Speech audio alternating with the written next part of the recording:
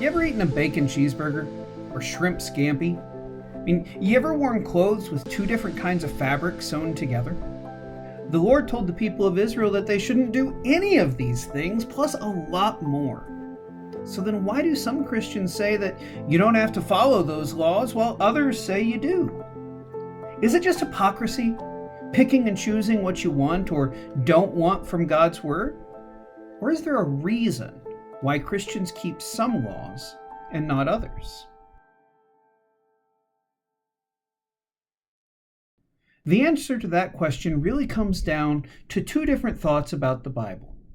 Either certain laws in the Bible were meant to lead us to Jesus, and now that He's come, we don't need them anymore.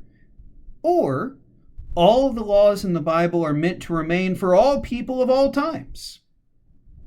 Well, what does the Bible itself say about the answer to that question? In Galatians 3:24-25, Jesus Apostle Paul writes, "The law was our guardian until Christ came in order that we might be justified by faith. But now that faith has come, we are no longer under a guardian." As we spoke about in the last lesson, the law has a purpose, namely to bring us to Christ. Once it gets us there, to Him, something changes.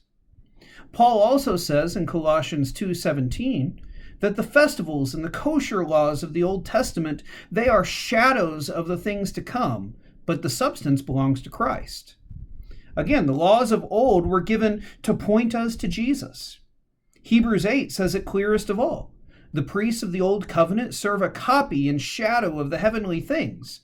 Christ has obtained a ministry that is as much more excellent than the old as the covenant He mediates is better, since it is enacted on better promises.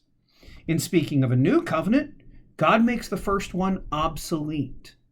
And what is becoming obsolete and growing old is ready to vanish away. See, that's how the New Testament speaks of the rituals and the kosher laws of the Old Testament. And it can say that because Jesus Himself said in Mark chapter 7, verses 18 and 19, "Do you not see that whatever goes into a person from outside cannot defile him, since it enters not his heart, but his stomach, and is expelled? And thus He declared all foods clean." And that was the message repeated to Peter 3 times, and then repeated to the church 3 times in Acts 10, 11, and 15, when God showed Peter the vision of every kind of unkosher animal, with the command, "What God has made clean, do not call common." This, above all else, convinced the apostles in the early church that the ceremonial laws of the Old Testament, what you can eat, what you can drink, what you can wear, when you can worship, how you worship, etc., these were all fulfilled and then set aside by Jesus, and so no longer binding on anyone. Which means that eating bacon and pork chops no longer makes one unclean before the Lord. Praise to Jesus. Because Jesus' blood has made you clean. It means that keeping the Sabbath on Sunday as the apostles kept the Lord's Day, or on Saturday as the Jews did, that doesn't make one more or less righteous, because Jesus' keeping of the law in your place is what makes you righteous. And this changed everything the early Christians thought about their festivals. As the yearly Passover was replaced with the weekly Lord's Supper, as the Day of Atonement was replaced with the commemoration of Good Friday, as the Harvest Festival of Pentecost was replaced with the Spirit's harvest of souls, as circumcision was replaced with baptism, and so on. And it changed what they thought about the sacrifices. No more do we make sacrifices for sin and guilt, because Jesus is the Lamb sacrificed once for all. And now the Thanksgiving sacrifices are what Peter calls living sacrifices, made in acts of holiness and charity to one's neighbor. All of the ceremonial laws were revealed as having always been about God, training the world to recognize the coming of Messiah. And now that He's come, those laws are no longer necessary.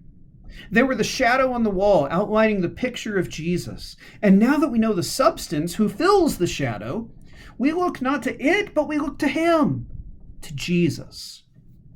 And so the Bible itself says that not all the laws of old are meant to remain for all people of all time. Rather, that certain laws were to train the world to recognize Jesus when he came.